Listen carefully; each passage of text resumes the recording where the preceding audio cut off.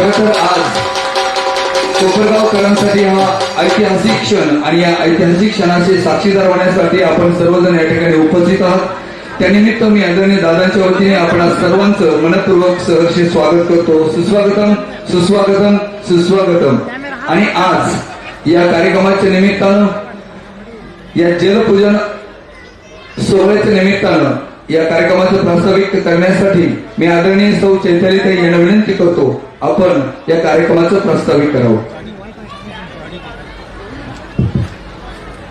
नमस्कार.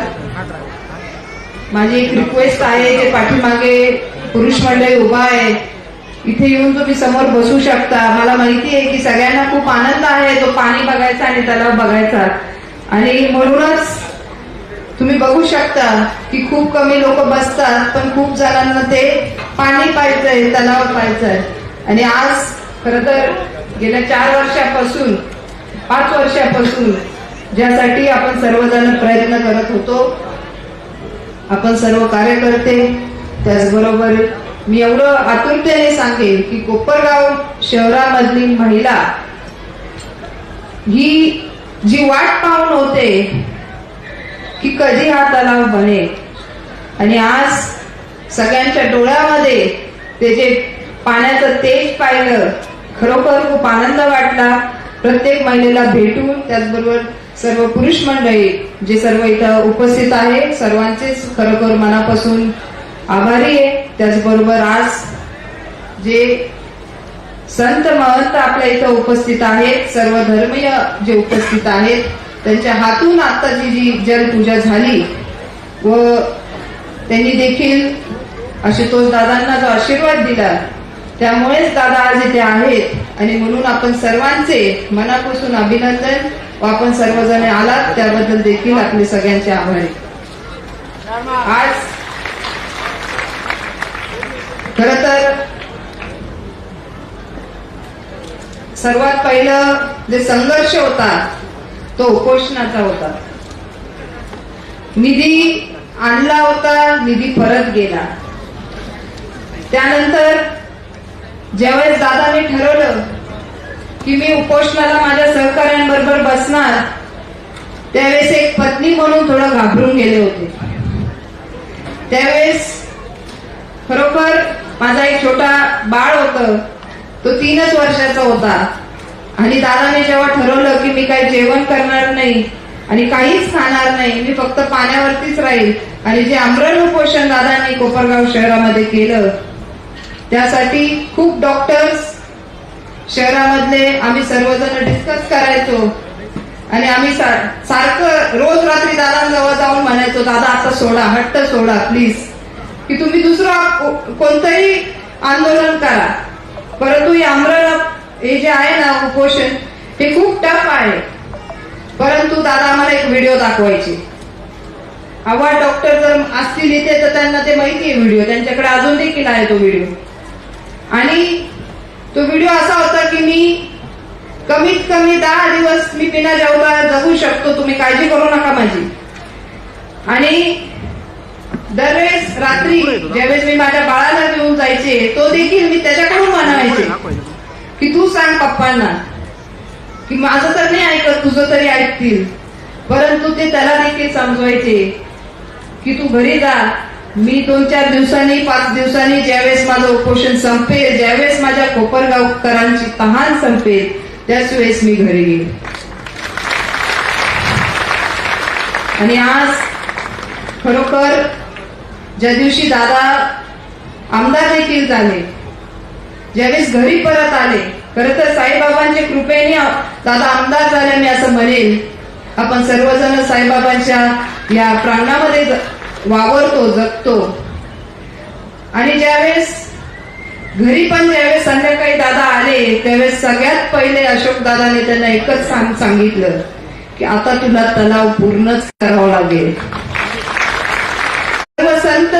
संतांचा आशीर्वाद आहे, आणि म्हणूनच दादा आपलं काम पुढे घेऊन जाऊ शकतात. आणि दादा कुठेही न थांबता हे जे कार्य आहे हे पुढे घेऊन गेले, आणि आज आपल्याला हा तलाव आपल्या समोर दिसतो.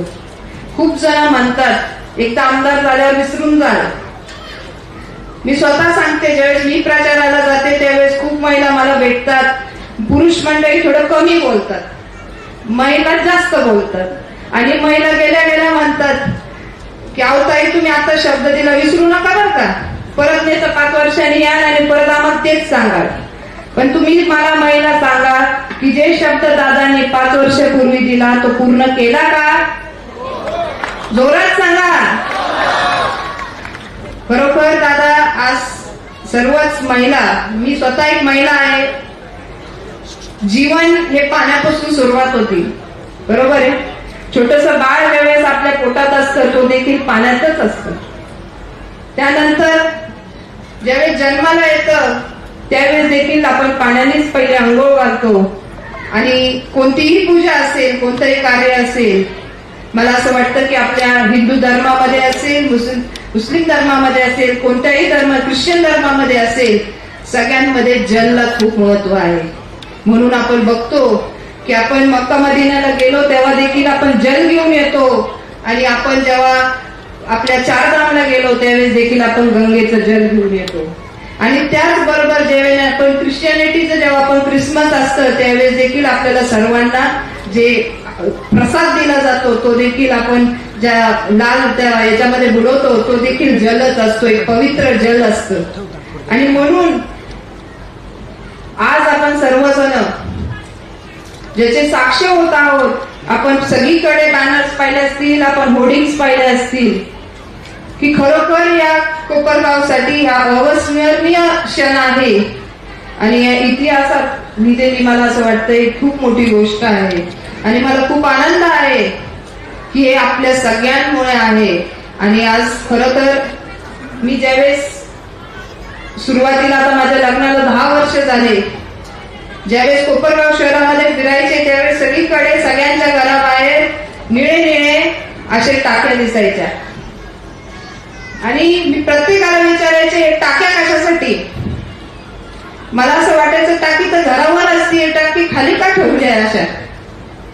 आणि मी प्रश्न विचारायचे. त्यावेळेस मला एकाने सांगितलं की अहो ताई, आमच्याकडे 20-20, 25-25 दिवसांनी पाणी येतं आणि म्हणून ते साठवण्यासाठी हे ज्या टाक्या आहेत त्या सोप्या आहेत, कारण इथेच पाण्याचं नळ आहे आणि मग ते पटकन भरल्या जातात. आणि खरोखर आज मला असं वाटतं की टाक्यांची संख्या आता कमी होईल. आमच्या या महिलांच्या डोक्यावरचा जो हांडा आहे तो नक्कीच उतरेल. आणि आज आपण जे पाणी जे 8 दिवसाड येतंय, 15 दिवसाड येतं उन्हाळ्यामध्ये, ते आता कमी दिवसांमध्ये आपल्याला भेटेल. व आता आपलं साठवण हे खूप जास्त झालेलं आहे. आणि गेल्या 4 वर्षापूर्वी आपण इथेच पूजा केली होती आणि त्यावेळेस देखील महिला खूप मोठ्या संख्येने आल्या होत्या पाहिला की खरोखर काय, कुठे आहे 5 नंबर तलाव. सगळ्यांच्या मनात यायचं, काय हे 4 नंबर 5 नंबर हे कुठं आहे सगळे तलाव, आम्हाला देखील पाहिजे. आणि म्हणून काही लोकांनी त्यांना सांगितलं की असं काही नाहीये, हे सगळं खोटं आहे. परंतु आमच्या महिला खूप हुशार आहेत. आमच्या महिलांना माहिती आहे की कुणाच्याही डोळे कुठेही निघू, पण आमचा आम्हाला तलाव पाहिजे. आणि म्हणून आज या सर्व महिला खूप मोठ्या संख्येने तो उपस्थित आहेत आणि आज या इथून पाणी घेऊनच जाणार आहेत. आणि म्हणून आपल्या सर्वांचे मनापासून खूप खूप धन्यवाद. आपण सर्वजण असाच आशीर्वाद दादांवर नेहमी असू द्या, एवढीच मी तुम्हाला या क्षणासाठी मी तुम्हाला विनंती करेन. आपण आशीर्वाद द्या ना? नक्की महिला सगळे हात वर करून सांगा, देणार का? थँक्यू. एवढंच मी तर बोलेल. धन्यवाद. धन्यवाद ताई. खरं तर बोले तैसा चाले त्याचीच वंदावी पावले, जे आपल्या मुखात ते आपल्या कृतीमध्ये दाखवणारे आदरणीय दादा. 2019 मध्ये दिलेला शब्द पंचवार्षिक पूर्ण होण्या अगोदरच पूर्ण केला. पुन्हा एकदा आदरणीय दादांसाठी जोरदार टाळ्यांचा वर्षाव निश्चित झाला पाहिजे. कारण ही परंपरा, हा संघर्ष, हा वारसा आलेला आहे. कर्मवीर शंकररावजी काळे साहेब, त्यानंतर सन्माननीय माजी आमदार अशोकरावजी काळे साहेब आणि आता आपणा सर्वांचे लाडके कार्यसम्राट आमदार आदरणीय आशुतोष दादा काळे साहेब. निश्चितच आजचा हा ऐतिहासिक क्षण आणि ह्या ऐतिहासिक क्षणाचे साक्षीदार आपण सर्व होत असताना आशीर्वादित देण्यासाठी या ठिकाणी उपस्थित असणारे सर्व धर्मीय संत गुरु या ठिकाणी उपस्थित आहेत. त्यांचा संत पूजनाचा कार्यक्रम या निमित्ताने आपण घेत आहोत. मी आदरणीय दादांना विनंती करतो, आदरणीय ताईंनाही विनंती करतो, कृपया आपण मंचावर यावं आणि या सर्व साधू संतांचा आपण सन्मान या ठिकाणी करत आहोत, त्यांचं पूजन करत आहोत. श्री श्री 1008 महामंडलेश्वर साध्वी शारदानंदगिरी महाराज यांचे देखील आपण सत्कार करत आहोत. त्यानंतर श्री श्री 1008 महामंडलेश्वर स्वामी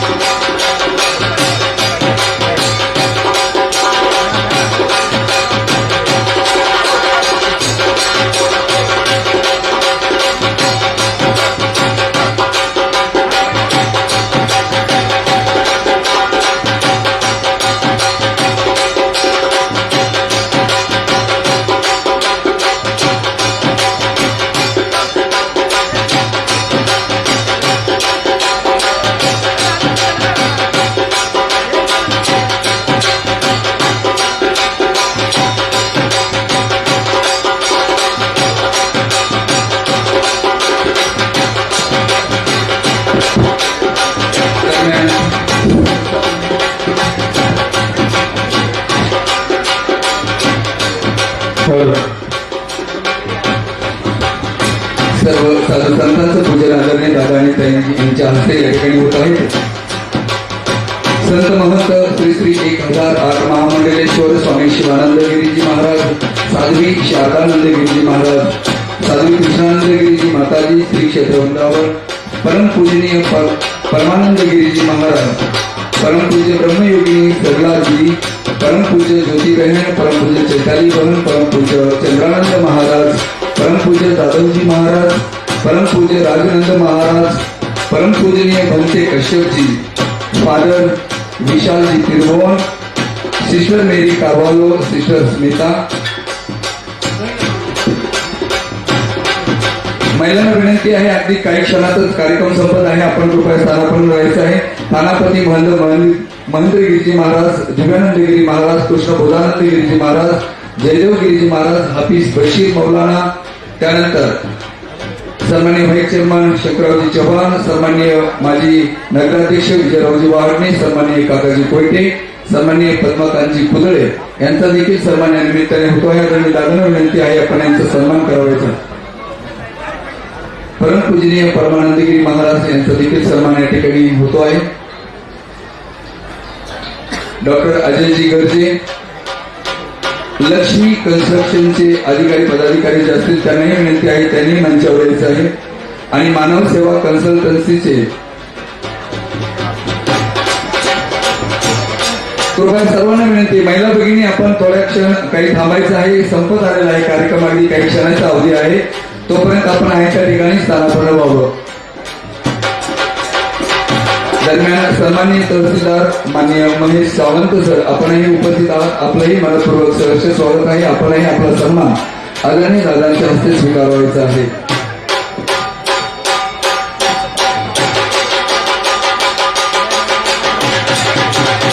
उपस्थित सर्व धर्मगुरूंचे, सर्व मान्यवरांचे पुन्हा एकदा आम्ही मनपूर्वक सहर्ष स्वागत करतो आणि आदरणीय दादांच्या शुभ हस्ते त्यांचा होणारा सन्मान त्यांनी स्वीकारावा अशी त्यांना मी विनंती करतो.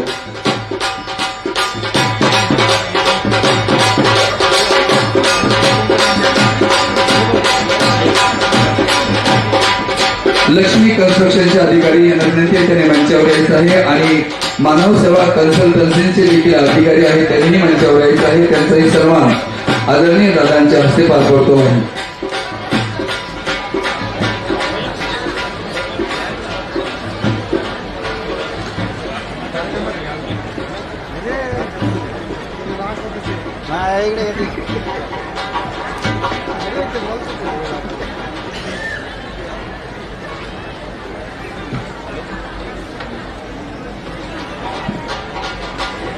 येस, यानंतर मी आदरणीय दादांना विनंती करतो आपण या सर्व जणांना संबोधित करावं.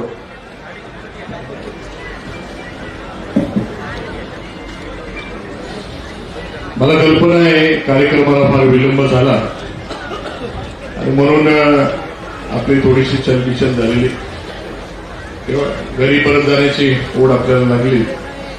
त्या निमित्ताने उपस्थित असलेले सर्व धर्मगुरू, सर्व साधू संत, माझ्या तमाम भगिनी, उपस्थित सर्व माझे बंधू, आपल्या सर्वांच्या साक्षीने,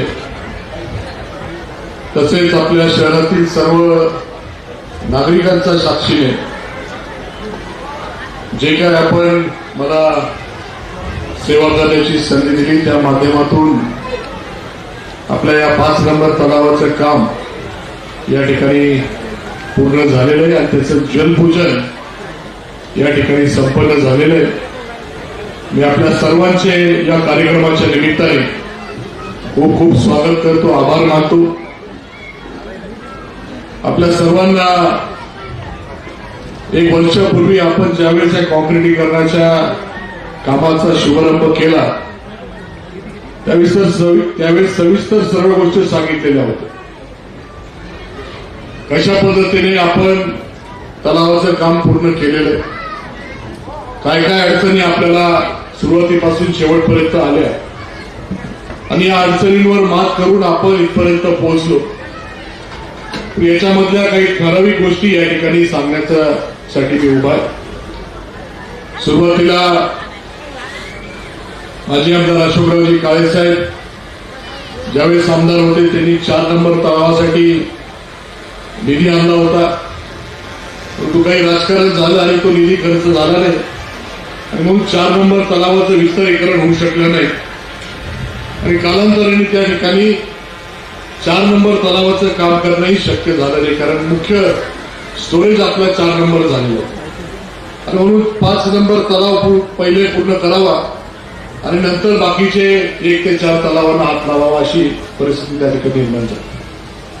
आणि म्हणून 5 नंबर तलावाचं काम त्यावेळेस समृद्धी महामार्गाचं काम चालू होतं आणि त्या समृद्धी महामार्गाला मोठ्या प्रमाणामध्ये मटेरियल लागणार होतं आणि ते मटेरियल या ठिकाणी इथे ठेवलेलं होतं. जवळपास याच्यावरती 20-20 फूट ते मटेरियल होतं. 2019च्या अगोदर ते ठरलेलं होतं, परंतु काय राजकारण झालं आता हे विजयराव वांडे साहेब यांना जास्त माहिती, मी काय सांगणार नाही, परंतु ते काम झालं नाही. पण जशी 19ची निवडणूक झाली, आपण सर्वांनी मला आशीर्वाद दिला, मला निवडून आणलं. 2च महिन्यामध्ये आपण ते काम समृद्धी महामार्गाच्या कॉन्ट्रॅक्टरकडे चालू करून घेतलं आणि त्या ठिकाणी आपल्या नगरपालिकेचे 7 ते 8 कोटी रुपये त्या ठिकाणी वाचले. त्याच्यानंतर आपल्या पाण्याचं आरक्षण असेल हे देखील आपण शासनाकडनं मिळवलं.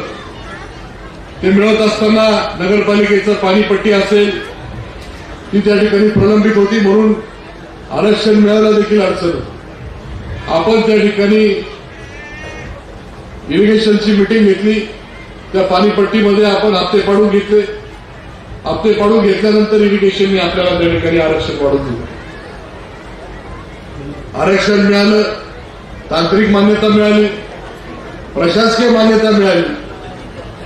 तांत्रिक मान्यता मिळत असताना तुम्हाला अक्षरशः सांगतो, रात्रीच्या 11 वाजता त्या ठिकाणी ती तांत्रिक मान्यता मिळवण्यासाठी मी प्रयत्न केला. हे काय मोकळं या ठिकाणी सांगू शकत नाही, आता सांगण्याची वेळ त्या ठिकाणी आली. तांत्रिक मान्यता मिळाल्यानंतर प्रशासकीय मान्यतेला पण त्या ठिकाणी भरपूर प्रयत्न करावे लागले आणि प्रशासकीय मान्यता मिळाली. हे सगळं झालं, आपल्या तलावाचं काम चालू झालं. तलावाचं काम चालू झाल्यानंतर काही लोकांनी लगेच न्यायालयामध्ये त्या ठिकाणी केस दाखल केली. केसमध्ये काय मागणी केली का पाण्याचं आरक्षण त्या ठिकाणी बेकायदेशीर आहे, शेतीचं पाणी कमी होऊन पिण्यासाठी त्या ठिकाणी दिलं जाणार. परंतु या सगळ्या खोट्या बातम्या किंवा अफवा त्या ठिकाणी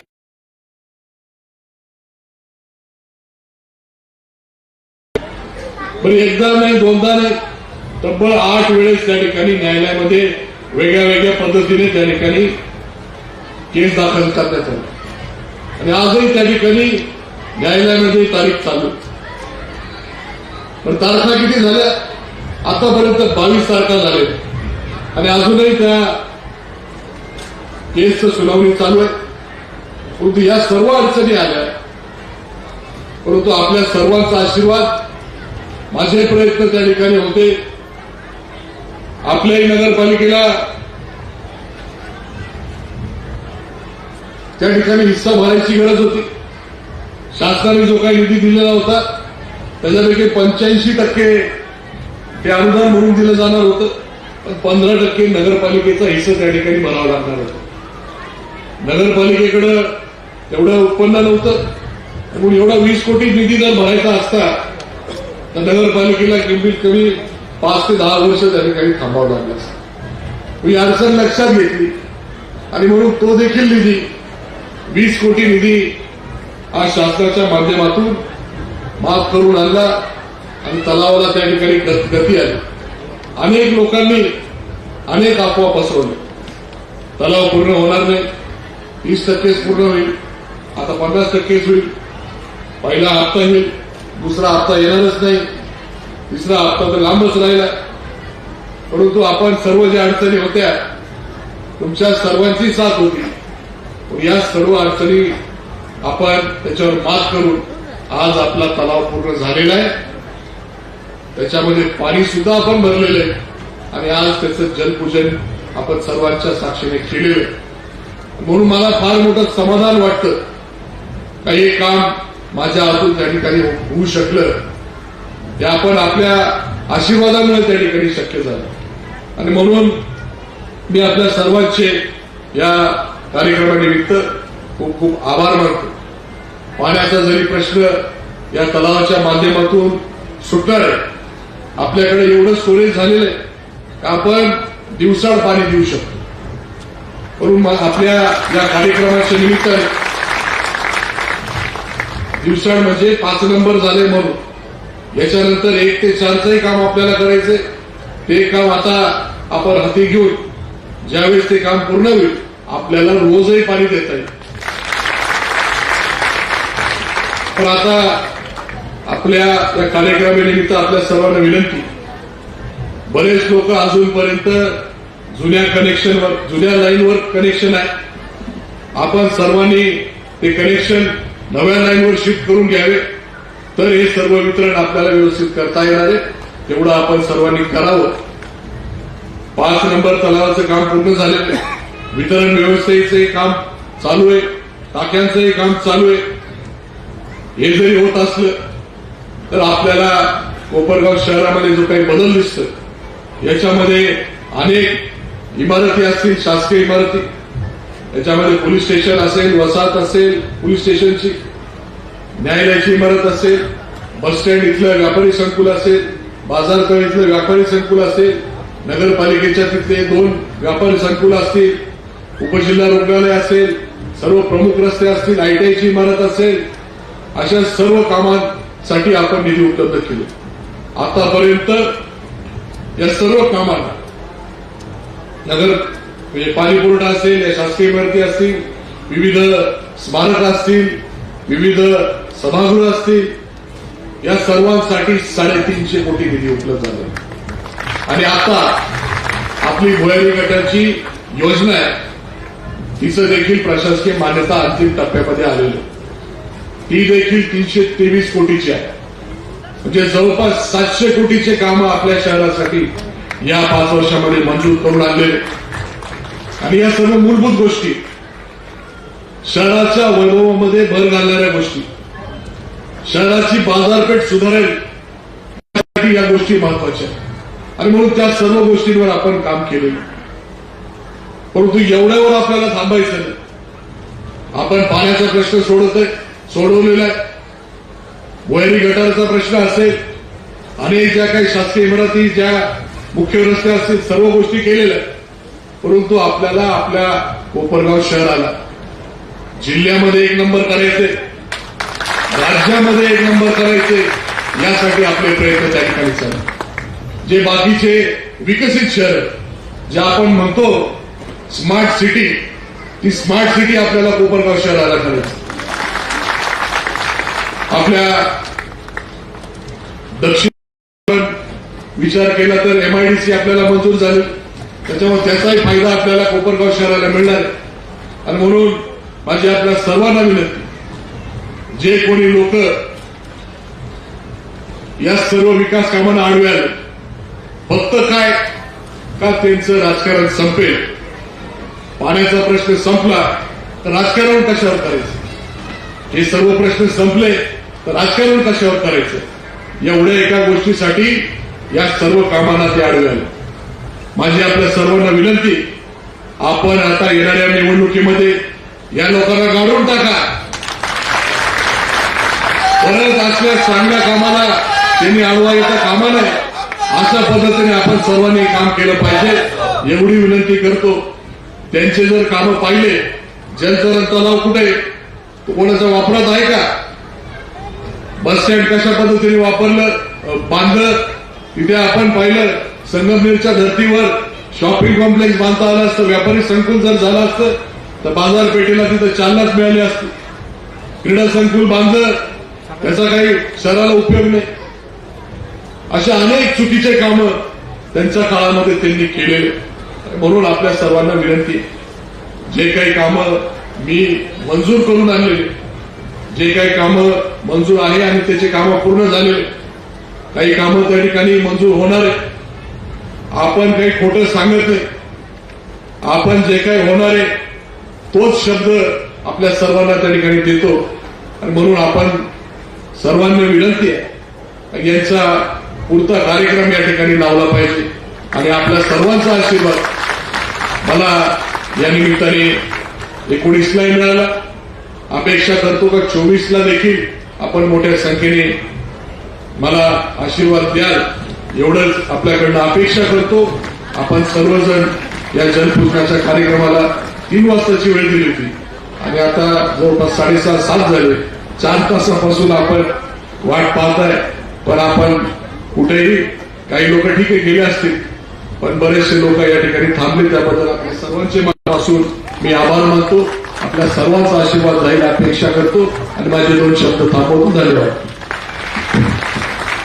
धन्यवाद दादा. खरं तर आपण पाणी, वीज, रस्ते या मूलभूत गरजाच केंद्रस्थानी ठेवून संपूर्ण समाजकारण करत आहात आणि म्हणूनच हा ऐतिहासिक सुवर्णक्षण या कोपरगावकरांच्या नशिबी आलेला आहे.